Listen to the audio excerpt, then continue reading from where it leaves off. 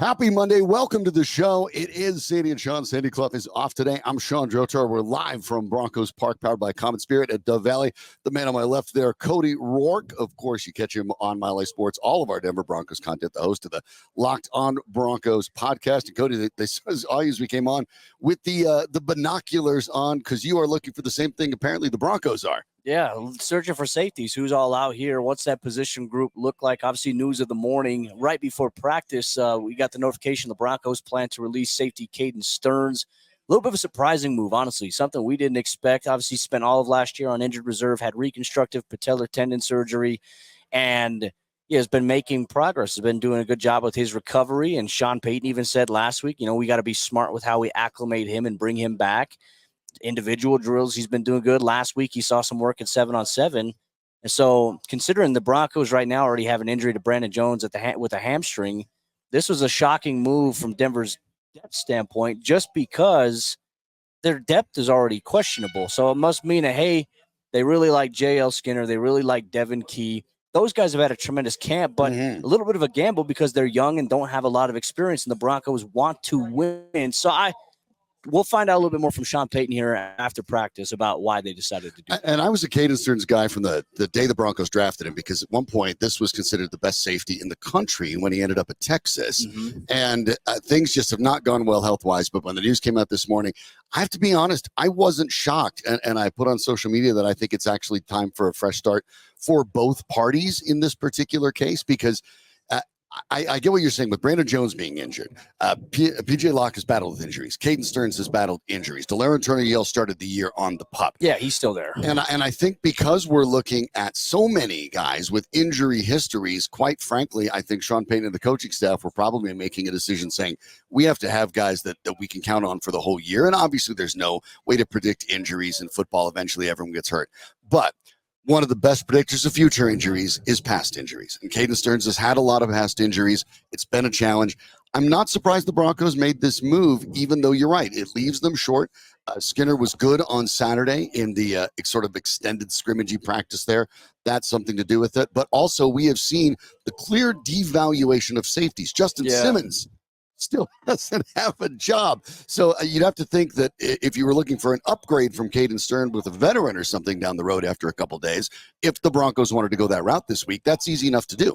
Yeah, I don't think they're going to do that, though. I don't either, but the options are available. Yeah, they paid all this money to Brandon Jones. PJ Locke's going to be a starter. He got a contract extension. So, financially, it doesn't make sense. Personnel-wise, it would, but then it's like, all right, are you bringing in Justin to come off the bench, which Justin doesn't, Justin's a starter. Justin's not a guy that should ever come off the bench for any team at this point. But I don't know. It's very, very curious. I'm very curious to see what the vision is for the position overall. Obviously, as we're out here this morning, defensive backroom in general does have some injuries. Talk about Brandon Jones, even cornerback Levi Wallace is out here. Right, unfortunate hamstring injury. Yeah, he suffered a hamstring injury on Saturday. So we'll figure out what the timeline is for him there.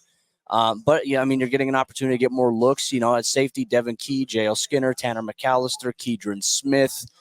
Those guys are all getting some looks at that position at corner. It means more Riley Moss, Damari Mathis, who've had a pretty good camp. And then obviously maybe seeing some of these other guys like Art Green get more reps at this point. It's just a little bit of a loaded room right now and obviously some question marks, but it's young, unproven talent. And we'll see how things, kind of pan out here going forward. But very curious to see what kind of transpires during today's practice. As we all know, the team's going to prepare for Sunday's preseason game against the Indianapolis Colts. So a lot of moving pieces right now, and we'll have to see how it kind of formulates. Yeah, obviously a lot going on in the Broncos defensive backfield. We'll talk more about that as the show goes along, but let's turn our attention to the quarterbacks, of course, for a bit. We'll check in on that. Bo Nix's ascension continues to go along the path, I think that, shouldn't say everyone expected. I expected. Sandy expected. You expected. People who never called this quarterback competition expected because it never was and still isn't a quarterback competition. It is purely a matter of time until Bo Nix takes that role. And again, it felt like this weekend he took another step towards being the week one starter. Yeah, the way that they rotated the reps, it was very interesting. It's like a basketball game. Whoever wins the tip-off in the first quarter, okay, they're going to get the ball to start the fourth quarter, of play. So basically, it was Jarrett getting the first reps on the first overall team session. And then the second and third team sessions, it was Bo getting reps with the first team offense. And then in the end of game situation, need to drive, need a touchdown, down 6. there was Jarrett Stidham who got the start with the ones in that period, Bo with the second unit after that. But it's very clear now, really, that it is Bo and Jarrett primarily in the driver's seat here in terms of the reps they're getting. You've seen Zach Wilson's reps kind of not taken away, but the emphasis hasn't been on him. It's been on these two guys. It's going to be that way, I think, for the first 2 weeks of the preseason. Then I think we'll have Sean Payton make his decision. Yeah, I think when you look at that and it goes down to Stidham and Nix and it seems to be quote unquote neck and neck, when we all know it's going to end up with Bo Nix as the starter, then the question really for Sean Payton isn't about who to start per se. We know what that's going to be in the end. The question now is about how does it help or hurt Bo Nix to either hold him out or put him in right off the get-go? I mean, I don't think it'll hurt him. I don't either. You know, I think if he plays, you live with it. Like if you start Bo week 1, like you're going to live with the struggles. Like if he struggles, you need to live with it. You need to let him grow through it. Let him, if he has a game where he throws 2 interceptions and 1 touchdown and the Broncos lose, it's not the end of the world. It's more so, hey, all right, this is where he's at. What does he do the next week? Does he rebound? Does he bounce back? Like we live in such a microwave society now. And this is not just for young quarterbacks, it's for every quarterback in the NFL.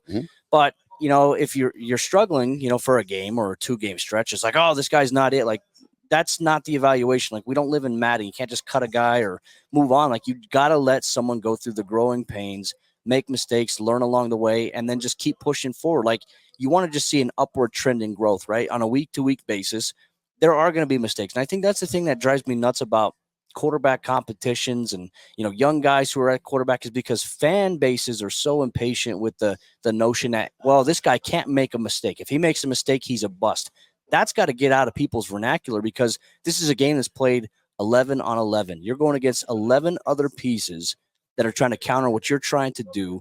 And it's played at the fastest speed possible in the most physical contact sport there is at the professional level. And then you're going to see the outcomes. Like, you're going to make mistakes. Like, embrace it. Yeah, mistakes suck, but you want the quarterback to continue to learn. You have to fall forward. Right, and to a certain extent, you have to make mistakes to learn what not to do. Look, Nikola Jokic is the best basketball player on earth. Yet a basketball reference. He makes multiple turnovers a game. 100%. He takes a couple shots he shouldn't have taken. Every single game. Nobody says that. And on top of that, in this competition, when you think about Jarrett Stidham in particular, I think it's important to note, you know, you said, what if Bo Nix throws a touchdown and 2 picks in Seattle? What tells me that Jarrett Stidham wouldn't? This isn't Joe Flacco or Teddy Bridgewater. And we're talking about guys the Broncos fans don't have a lot of good memories of, or Russell Wilson. But those guys at least had significant track records of success in their career. Jarrett Stidham doesn't. So this assumption that somehow because Stidham would start over Nix, that he'd be great by default, there's no reason to believe that either. Stidham, with only 4 starts in his career, will still be making the same mistakes Nix will. Yeah, and I would even say, too, other starting quarterbacks. Justin Herbert makes mistakes. Sure. Patrick Mahomes makes mistakes, you know, but luckily he's got a good enough team around him. And so sometimes and it's less frequent, but yes. I mean, they can make a ton of mistakes in a game and still find a way to win. Like, their margin for error is much bigger than anybody else's, I would say.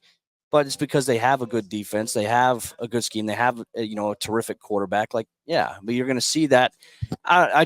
What are we? We're on day 11 of training camp, and I'm just already annoyed on social media. It's to the point I'm just ready for this whole thing to be over with so we can get to the season where everything actually matters. Because every day is literally just a talking point. Every day is a talking point, and it's like, hey, what's the narrative today? It's like, nah, let's use the whole body of work versus like, okay, hey, this guy looked good today. Okay, can he bounce back tomorrow? Versus like, oh, this guy had a bad day. That means he's terrible. Cut him, release him, bust. I hate this. Social media pisses me off. I'm over it. I'm actually impressed with your patience, sir, because I was done with it before training camp even started. Well, then you get the weird. Then you get some weirdos in the comments that literally don't even know. Never read the comments. I like reading the comments. Don't read the comments. I respond to the people that are kind, and I want to get snarky with some of the people who aren't so. Never read nice. the comments.